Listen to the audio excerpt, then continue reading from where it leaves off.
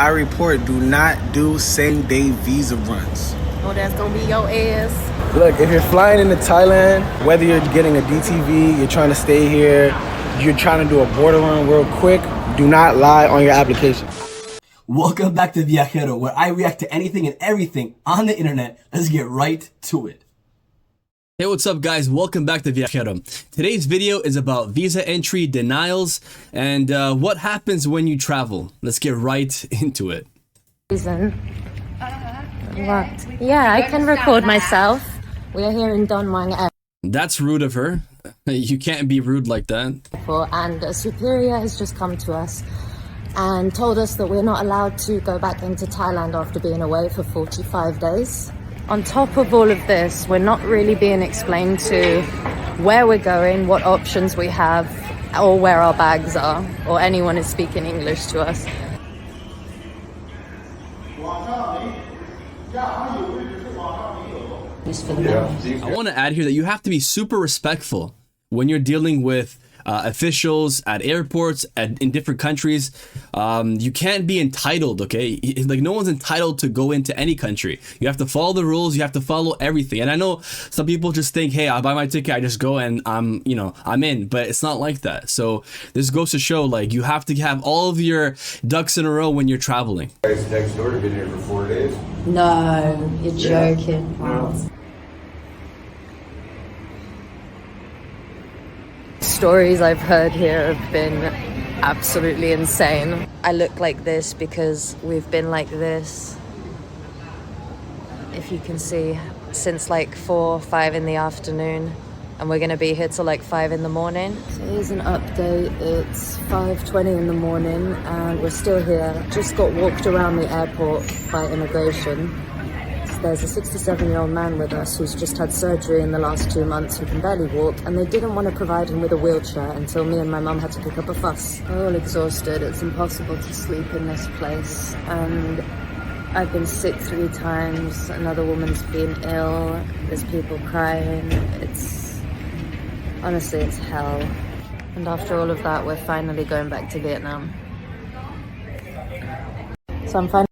I've been to Thailand. I've stayed there for quite a bit of time. I've respected their rules, their laws. You have to be super respectful when traveling in other countries, especially in such a beautiful and beloved country like Thailand. Okay, I absolutely love Thailand.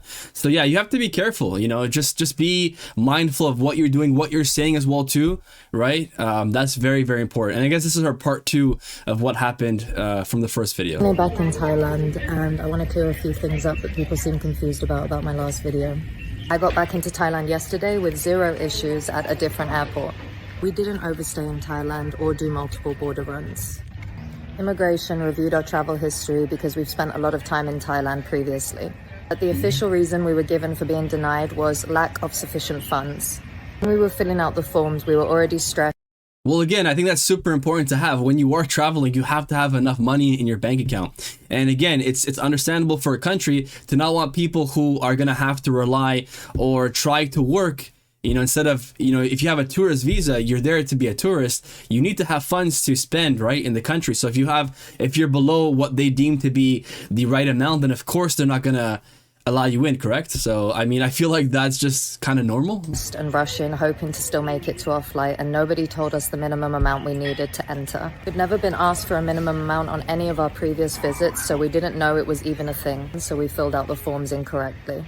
Just been told what we needed. We could have fixed it in minutes by going to an ATM. We're then taken to a holding room where no one explained what we needed to do next, so we talked to the other people in there and they helped us. Our flights back to the same destination airport with the same airline, because the only other option was go back to your home country. Multiple security staff told us to just try and re-enter Thailand through another airport, and they didn't give us a minimum amount of time we had to be out of Thailand before doing so. My frustration was never directed at Thailand. Any country can deny entry if they want to. Exactly. Any sovereign country has the right to do so. That is understandable. Previous experiences in Thailand have been very positive. Shared the previous video, and I'm sharing this to warn other travelers to not go to Don Muang Airport or make the same mistake that I did. Guys, I had no issues when I went to the airport. Again, everyone has their own experiences, right? But me personally, as long as you follow the rules and yeah, you go with procedures and stuff like that, you should be all good to go. Anyways, his next video is this dude talking about people are getting deported from Thailand for this. So let's get right to it. Saw a couple of people being deported from Bangkok airport because they have been re-entering the country too many times on border runs. So it seems as if Thailand...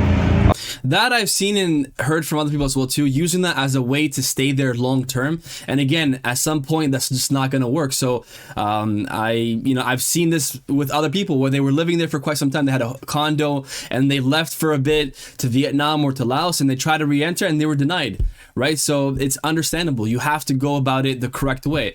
One of them being the DTV visa, right? So, yeah, and you have to have a certain amount of money in your account as well too. In the future videos, I'll talk about that in more detail. Are becoming way stricter with their immigration policy and their tourist visas, and people abusing them. Even with me, they started to ask me questions, and they also told me that this will be the last time I can enter with a tourist visa, which is fine because I was already planning to get the DTV visa.